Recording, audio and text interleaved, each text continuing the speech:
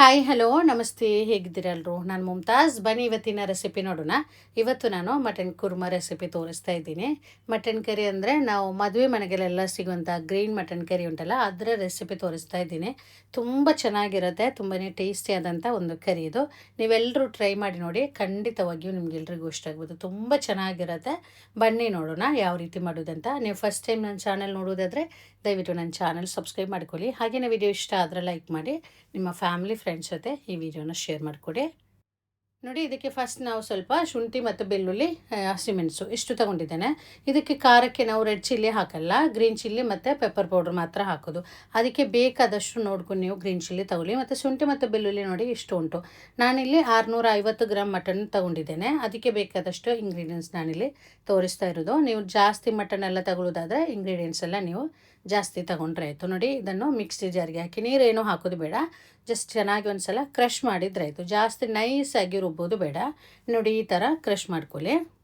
ಇದೊಂದು ಸೈಡಲ್ಲಿ ಇರಲಿ. ಆಮೇಲೆ ನೋಡಿ, ಸ್ಟವ್ ಆನ್ ಮಾಡ್ಕೊಂಡು ಒಂದು ಕುಕ್ಕರ್ ಇಟ್ಟಿದ್ದೇನೆ.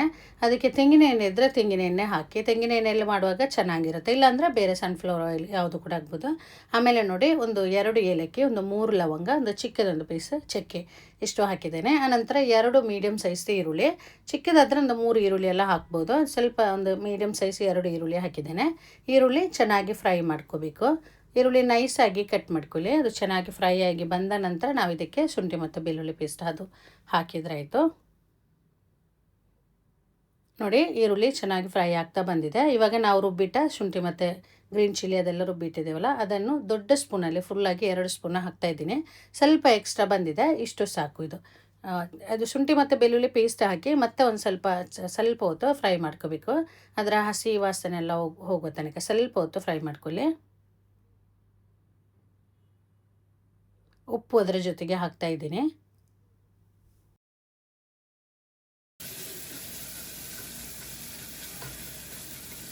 ನೋಡಿ, ಇದೆಲ್ಲ ಫ್ರೈ ಆಗಿದೆ. ಇನ್ನು ಇದಕ್ಕೆ ನಾವು ಒಂದು ಟೊಮೆಟೊ, ಜಾಸ್ತಿ ಟೊಮೆಟೊ ಬೇಡ, ಒಂದು ಮೀಡಿಯಮ್ ಸೈಜ್ ಒಂದು ಟೊಮೆಟೊ ಸಾಕು. ಆಮೇಲೆ ಅದರ ಜೊತೆಗೇ ನಾವು 1/4 ಟೇಬಲ್ ಸ್ಪೂನಷ್ಟು ಕೊತ್ತಂಬರಿ ಪುಡಿ, ಅಂದರೆ ದೊಡ್ಡ ಸ್ಪೂನಲ್ಲಿ 1/4 ಸ್ಪೂನು ಹಾಕಿದ್ರೆ ಆಯಿತು. ಆಮೇಲೆ ಒಂದು ಅರ್ಧ ಟೀ ಸ್ಪೂನಷ್ಟು, ಸಣ್ಣ ಸ್ಪೂನಲ್ಲಿ ಅರ್ಧ ಸ್ಪೂನು ಅರಿಶಿಣ ಪುಡಿ. ಆಮೇಲೆ ಪೆಪ್ಪರ್ ಪೌಡ್ರ್ ನಾನಿಲ್ಲಿ ಸಣ್ಣ ಸ್ಪೂನಲ್ಲಿ 1 ಸ್ಪೂನು ಫುಲ್ಲಾಗಿ ಹಾಕ್ತಾಯಿದ್ದೀನಿ. ಒಂದು ಕಾಲು ಸ್ಪೂನೆಲ್ಲ ಹಾಕ್ಬೋದು. ನೋಡ್ಕೊಂಡು ಖಾರ ನೋಡಿಕೊಂಡು ಬೇಕಾದರೆ ಕಮ್ಮಿ ಇದ್ದರೆ ಮತ್ತೆ ಹಾಕ್ಬೋದು. ಆಮೇಲೆ 1/4 ಟೀ ಸ್ಪೂನಷ್ಟು ಗರಂ ಮಸಾಲ ಹಾಕಿದ್ದೇನೆ. ಗರಂ ಮಸಾಲ ಜಾಸ್ತಿ ಬೇಡ, ಅಂದರೆ ನಾವು ಫಸ್ಟ್ ಏಲಕ್ಕಿ ಲವಂಗ ಅದೆಲ್ಲ ಹಾಕಿದ್ದೇವೆ. ಗರಂ ಮಸಾಲ ಪುಡಿ ಸ್ವಲ್ಪ ಸಾಕು, ಒಂದು ಸ್ವಲ್ಪ, ಜಾಸ್ತಿ ಆದರೆ ಚೆನ್ನಾಗಿರಲ್ಲ. ಅದು ಹಾಕಿ ಮಿಕ್ಸ್ ಮಾಡಿಕೊಂಡು ಅದರ ಜೊತೆಗೆ ಸ್ವಲ್ಪ ಕರಿಬೇವಿನ ಸೊಪ್ಪು ಹಾಕಿದ್ದೇನೆ. ಆಮೇಲೆ ಮಟನ್ನಲ್ಲಿ ನಾನು ಹೇಳಿದಾಗೆ 650 ಗ್ರಾಮ್ ಮಟನ್ ಉಂಟು ಇದರಲ್ಲಿ. ನೀವು ಜಾಸ್ತಿ ಮಟನ್ ಎಲ್ಲ ತೆಗೆಯೋದಾದರೆ ನಾನು ಹೇಳ್ದಾಗೆ ಇದರ ಇಂಗ್ರೀಡಿಯೆಂಟ್ಸ್ ಎಲ್ಲ ಸ್ವಲ್ಪ ಜಾಸ್ತಿ ತೊಗೊಂಡ್ರಾಯ್ತು. ಚೆನ್ನಾಗಿ ಸ್ವಲ್ಪ ಹೊತ್ತು ಮಿಕ್ಸ್ ಮಾಡ್ಕೊಳ್ಳಿದು. ನೋಡಿ, ಇದಕ್ಕೊಂದು ಅರ್ಧ ನಿಂಬೆ ಹಣ್ಣಿನ ರಸ ಹಾಕಬೇಕು. ಅದು ನಾನು ಹಾಕುವಾಗ ಅದು ಕ್ಯಾಮ್ರಾ ಆಫ್ ಆಯಿತು. ಆಮೇಲೆ ನೀರು ಹಾಕಿಬಿಟ್ಟು ಇದು ಬೇಯಿಸಿದ್ರೆ ಆಯಿತು. ನೀರು ಜಾಸ್ತಿ ಬೇಡ, ಮಟನ್ ಮುಳುಗುವಷ್ಟು ನೀರು ಸಾಕು, ಜಾಸ್ತಿ ನೀರು ಬೇಕಂತಿಲ್ಲ. ಉಪ್ಪೆಲ್ಲ ಚೆಕ್ ಮಾಡ್ಕೊಳ್ಳಿ. ಮುಚ್ಚಲು ಹಾಕಿಬಿಟ್ಟು ಒಂದು 5-6 ವಿಸಿಲೆಲ್ಲ ಬೇಕಾಗ್ಬೋದು, ನೋಡ್ಕೊಳ್ಳಿ. ಮೀಟೆಲ್ಲ ನಾವು ಕುಕ್ ಮಾಡುವಾಗ ಫಸ್ಟ್ ಒಂದು ವಿಸಿಲು ಹೈ ಫ್ಲೇಮಲ್ಲಿ ಇಡಬೇಕು. ಆನಂತರ ಸಣ್ಣ ಉರಿಲಿಟ್ಟರೆ ಮೀಟೆಲ್ಲ ಬೇಗ ಕುಕ್ ಆಗುತ್ತೆ. ಇಲ್ಲಾಂದರೆ ಹೈ ಫ್ಲೇಮಲ್ಲಿ ಇಟ್ಟು ನಾವು ಬೇಯಿಸುವಾಗ ಅದು ಜಾಸ್ತಿ ಟೈಮ್ ತಗೊಳುತ್ತೆ. ಅದಕ್ಕೋಸ್ಕರ ಒಂದು ವಿಸಿಲು ಹೈ ಫ್ಲೇಮಲ್ಲಿ, ಆಮೇಲೆ ಸಣ್ಣ ಉರಿಲಿಟ್ಟರೆ ಆಯಿತು. ಇದರಲ್ಲಿ ಬೇಳೆ. ಇನ್ನು ಇದಕ್ಕೆ ನಾವು ಒಂದು ಆಲೂಗಡ್ಡೆ ಬೇಕು, ಅದು ನಾನಿಲ್ಲಿ ಕಟ್ ಮಾಡಿ ಇಟ್ಟಿದ್ದೇನೆ. ನೋಡಿ, ಒಂದು ದೊಡ್ಡ ಸೈಜ್ ಆಲೂಗಡ್ಡೆ, ಅದು ದೊಡ್ಡ ಪೀಸಸ್ ಆಗಿ ಕಟ್ ಮಾಡ್ಕೋಬೇಕು. ಇದು ಮಟನ್ಗೆ ಹಾಕಲಿಕ್ಕೋಸ್ಕರ. ಮಟನ್ ಒಂದು ಅರ್ಧ ಅಥವಾ ಮುಕ್ಕಾಲು ಭಾಗದಷ್ಟು ಬೆಂದ ನಂತರ ನಾವು ಇದು ಪೊಟ್ಯಾಟೊ ಹಾಕಿದರೆ ಆಯಿತು. ಫಸ್ಟೇ ಹಾಕಿದರೆ ಪೊಟ್ಯಾಟೊ ಜಾಸ್ತಿ ಕುಕ್ ಆಗುತ್ತೆ. ಅದಕ್ಕೋಸ್ಕರ ಒಂದು ಅರ್ಧ ಅಥವಾ ಮುಕ್ಕಾಲು ಭಾಗದಷ್ಟು ಬೆಂದ ನಂತರ ಪೊಟ್ಯಾಟೊ ಹಾಕಿದರೆ ಆಯಿತು. ಆಮೇಲೆ ಇದಕ್ಕೆ ಸ್ವಲ್ಪ ಕಾಯಿ ತುರಿ ರುಬ್ಕೋಬೇಕು. ಒಂದು ಅರ್ಧ ಅಥವಾ ಮುಕ್ಕಾಲು ಕಪ್ಪಿನಷ್ಟು ಕಾಯಿ ತುರಿ, ಒಂದು ಮುಕ್ಕಾಲು ಕಪ್ಪಿನಷ್ಟು ಕಾಯಿ ತುರಿ ತೊಗೊಂಡಿದ್ದೀನಿ. ಜಾಸ್ತಿ ಬೇಡ, ಇಷ್ಟು ಮಟನ್ಗೆ ಇಷ್ಟೇ ಸಾಕು, ಜಾಸ್ತಿ ಬೇಕಂತಿಲ್ಲ. ಆಮೇಲೆ ಒಂದು 7-8 ಇದು ಗೋಡಂಬಿ, ಅದು ಸ್ವಲ್ಪ ಹೊತ್ತು ನೀರಲ್ಲಿ ನೆನೆಸಿಟ್ಟಿದ್ದೇನೆ, ಅದನ್ನು ಹಾಕ್ತಾಯಿದ್ದೀನಿ. ಗೋಡಂಬಿ ಹಾಕಿದ್ದೇನೆ. ನೀರು ಹಾಕಿಬಿಟ್ಟು ನೈಸಾಗಿ ರುಬ್ಕೊಳ್ಳಿ. ಎಷ್ಟು ನೈಸ್ ಆಗುತ್ತೋ ಅಷ್ಟು ನೈಸಾಗಿ ರುಬ್ಕೊಳ್ಳಿ.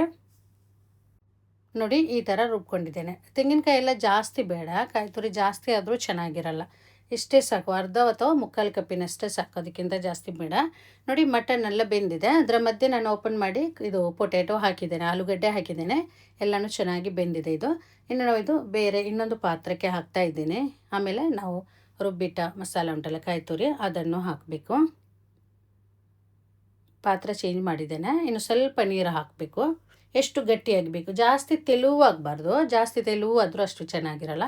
ನಾನು ತೋರಿಸ್ತೀನಿ. ಚೆನ್ನಾಗಿ ಮಿಕ್ಸ್ ಮಾಡ್ಕೊಳ್ಳಿ, ಚೆನ್ನಾಗಿ ಕುದಿ ಬರಬೇಕಿದು. ಮತ್ತು ಸ್ವಲ್ಪ ನೀರು ಹಾಕ್ತಾಯಿದ್ದೀನಿ. ನಾನು ತೋರಿಸ್ತೀನಿ ಎಷ್ಟು ಗಟ್ಟಿ ಬೇಕಂತ. ನಾವಿದು ಕರಿ ಎಲ್ಲ ಮಾಡಿಟ್ಟು ಸ್ವಲ್ಪ ಹೊತ್ತಿನ ಒಂದು ಅರ್ಧ ಗಂಟೆ ಎಲ್ಲ ನಂತರ ನಾನು ನೋಡುವಾಗ ಇನ್ನೂ ತಿಕ್ಕಾಗಿ ಬರುತ್ತೆ. ಅದಕ್ಕೋಸ್ಕರ ನಾನು ಇಲ್ಲಿ ತೋರಿಸ್ತೀನಿ. ಅದೇ ಥರ ಅಷ್ಟು ಗಟ್ಟಿಯಾಗಿ ನೀವು ಮಾಡಿದ್ರಾಯಿತು. ಮತ್ತು ಸ್ವಲ್ಪ ನೀರು ಹಾಕಿದ್ದೇನೆ. ಜಾಸ್ತಿ ತೆಳುವಾಗಬಾರ್ದು ಮತ್ತು ಜಾಸ್ತಿ ಗಟ್ಟಿನೂ ಬೇಡ, ಜಾಸ್ತಿ ತಿಕ್ಕಾಗಿಯೂ ಬೇಡ. ನೋಡಿ, ಇಷ್ಟು ಗಟ್ಟಿ ಸಾಕು. ಉಪ್ಪು ಸ್ವಲ್ಪ ಕಮ್ಮಿ ಇತ್ತು. ಉಪ್ಪೆಲ್ಲ ನೋಡ್ಕೊಳ್ಳಿ ಈ ಟೈಮಲ್ಲಿ. ಚೆನ್ನಾಗಿ ಕುದಿ ಬರಲಿ. ರುಚಿ ನೋಡಿಕೊಂಡು ನಿಂಬೆ ರಸ ಎಲ್ಲ ಎಕ್ಸ್ಟ್ರಾ ಬೇಕಾದರೆ ಈ ಟೈಮಲ್ಲಿ ಹಾಕ್ಬೋದು.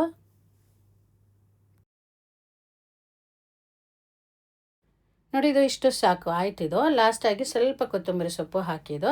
ಇನ್ನು ಅದಕ್ಕೆ ನಾವು ಸ್ವಲ್ಪ ಕೆಲಸ ಉಂಟು, ಒಗ್ಗರಣೆ ಕೊಡಬೇಕು ಒಂದು. ಅದಕ್ಕೆ ಇದು ಆಚೆ ಕಡೆ ಇಡ್ತಾಯಿದ್ದೀನಿ. ಒಂದು ಪಾತ್ರೆ ಇಟ್ಟು ಅದಕ್ಕೆ ಸ್ವಲ್ಪ ತುಪ್ಪ ಹಾಕೊಳ್ಳಿ. ತುಪ್ಪದಲ್ಲೇ ಒಗ್ಗರಣೆ ಕೊಡಬೇಕು, ಆವಾಗ ತುಂಬ ಚೆನ್ನಾಗಿರುತ್ತೆ.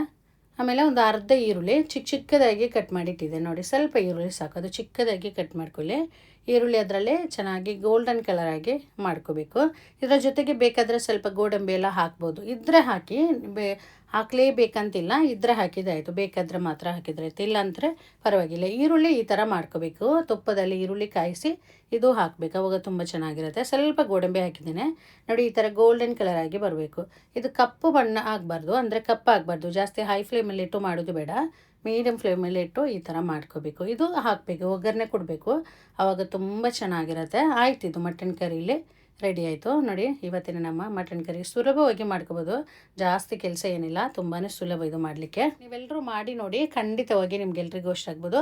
ಸೇಮ್ ಮೆಥಡಲ್ಲಿ ಚಿಕನಲ್ಲಿ ಕೂಡ ಮಾಡ್ಕೋಬೋದು. ಮಟನಲ್ಲೇ ಮಾಡಬೇಕಂತಿಲ್ಲ, ಚಿಕನ್ ಕೂಡ ಮಾಡ್ಕೋಬೋದು. ಇದು ನಾನಿವತ್ತು ಗೀ ರೈಸ್ ಜೊತೆ ಮಾಡಿದ್ದೇನೆ. ಗೀ ರೈಸ್ಗೆ ತುಂಬ ಚೆನ್ನಾಗಿರುತ್ತೆ. ಗೀ ರೈಸ್ ಆಮೇಲೆ ಚಪಾತಿ, ರೊಟ್ಟಿ, ನೀರು ದೋಸೆ ಎಲ್ಲದಕ್ಕೂ ತುಂಬಾ ಚೆನ್ನಾಗಿರುತ್ತೆ. ನಾನು ಗೀ ರೈಸ್ ವೀಡಿಯೋ ನಾನು ಮುಂಚೆ ವೀಡಿಯೋ ಅಪ್ಲೋಡ್ ಮಾಡಿದ್ದೀನಿ, ಡೀಟೇಲ್ ವೀಡಿಯೋ ಹಾಕಿದ್ದೀನಿ. ಅದು ಬೇಕಾದರೆ ನೋಡಿ, ಅದರ ಲಿಂಕ್ ಬೇಕಾದರೆ ನಾನು ಕಮೆಂಟ್ ಬಾಕ್ಸಲ್ಲಿ ಪಿನ್ ಮಾಡಿರ್ತೀನಿ. ಇದೇ ನೀವು ಮಾಡಿ ನೋಡಿ. ಇದರಲ್ಲಿ ಏನಾದರೂ ನಿಮಗೆ ಡೌಟ್ಸ್ ಇದ್ದರೆ ಕೇಳಿ ನೀವು. ಇವತ್ತಿನ ವೀಡಿಯೋ ನಿಮ್ಗೆ ಇಷ್ಟ ಆದರೆ ದಯವಿಟ್ಟು ನನ್ನ ಚಾನೆಲ್ ಸಬ್ಸ್ಕ್ರೈಬ್ ಮಾಡ್ಕೊಳ್ಳಿ. ಹಾಗೆಯೇ ಲೈಕ್ ಮಾಡಿ, ನಿಮ್ಮ ಅಭಿಪ್ರಾಯ ಕಮೆಂಟ್ ಮೂಲಕ ತಿಳಿಸಿ. ಮತ್ತು ನಿಮ್ಮ ಫ್ಯಾಮಿಲಿ ಫ್ರೆಂಡ್ಸ್ ಜೊತೆ ಈ ವಿಡಿಯೋನ ಶೇರ್ ಮಾಡಿಕೊಡಿ. ಇನ್ನೊಂದು ಒಳ್ಳೆ ರೆಸಿಪಿಯೊಂದಿಗೆ ಮತ್ತೆ ಸಿಗ್ತೀನಿ. Thank you.